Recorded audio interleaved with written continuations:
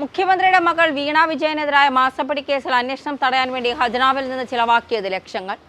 Exalogic CMRL സാമ്പത്തിക ഇടപാടിലെ serious road investigation office അന്വേഷണത്തിനെതിരെ 3 തവണ കോടതിയിൽ ഹാജരായതിന് KSIDC നൽകിയ വക്കീൽ ഫീസ് 82.5 ലക്ഷം രൂപയെന്നാണ് പുറത്തുവരുന്ന വിവരം.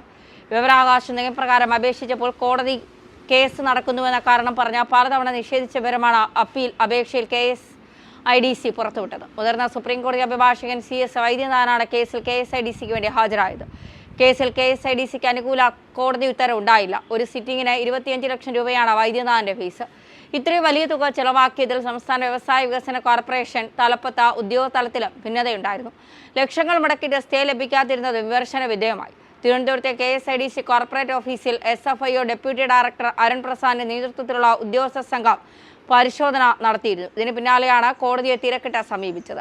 നിരവധി സ്ഥാപനങ്ങളിൽ KSIDCക്ക് ഓഹരി നിക്ഷേപമുണ്ടെന്നും രേഖകൾ കൃത്യമാണെന്നും 2 സ്വകാര്യ കമ്പനികൾ തമ്മിലുള്ള ഇടപാടിൽ നടക്കുന്ന അന്വേഷണത്തിൽ KSIDC ഇത്രയും തുക കോടതി ചെലവിനായി നൽകേണ്ടതില്ല എന്നുമാണ് ഉദ്യോഗസ്ഥർ വിമർശനം ഉന്നയിക്കുന്നത്. ഇതിൽ നിന്ന് മുഖ്യമന്ത്രിയുടെ സർക്കാരിന്റെ പ്രത്യേക താല്പര്യം തെളിയിക്കുന്നതായി വ്യക്തമാകുന്നു. SFI അന്വേഷണം നടക്കട്ടെ എന്ന നിലപാടിലായിരുന്നു KSIDC. എന്നാൽ മുഖ്യമന്ത്രിയുടെ മകൾ ഉൾപ്പെട്ട വിവാദമായതിനാൽ സർക്കാർ ഇടപെട്ടാണ് അന്വേഷണം സ്റ്റേ ചെയ്യുന്നതിനായി തിടുക്കത്തിൽ സുപ്രീംകോടതി അഭിഭാഷകനെ ചുമതലപ്പെടുത്തിയത്. സ്റ്റേ ആവശ്യം അംഗീകരിക്കാതെ കോടതി KSIDCക്ക് എന്തെങ്കിലും ഒളിക്കാനുണ്ടോ ഹൈക്കോടതി ചോദിക്കുകയും ചെയ്തിരുന്നു. സംസ്ഥാനത്തെ വ്യവസായ അന്തരീക്ഷം മാറ്റാൻ ശ്രമിക്കുന്ന പ്രൊഫഷണൽ സ്ഥാപനമായ KSIDCക്ക് ഇത് നാണക്കേടായെന്നാണ് സ്ഥാപനത്തിലെ സംസാരം. രേഖകൾ ആവശ്യപ്പെട്ട SFIയുടെ മെയിൽ ലഭിച്ച ഉടനെ KSIDC ഉദ്യോഗസ്ഥർ വ്യവസായ മന്ത്രിയുടെയും മുഖ്യമന്ത്രിയുടെയും ഓഫീസിനെ വിവരം അറിയിച്ചു.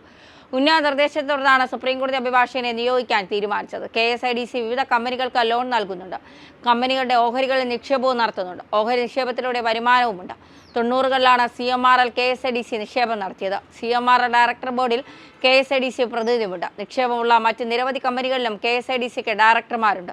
ലോൺ നിക്ഷേപ രേഖകൾ കൃത്യമാണെന്ന് ധൃതി പിടിച്ച് സുപ്രീംകോടതി അഭിഭാഷകനെ നിയോഗിച്ച് സ്ഥാപനത്തിന്റെ സൽപ്പേര് കളയേണ്ടെന്നുമാണ് ഉയരുന്ന വിമർശനം.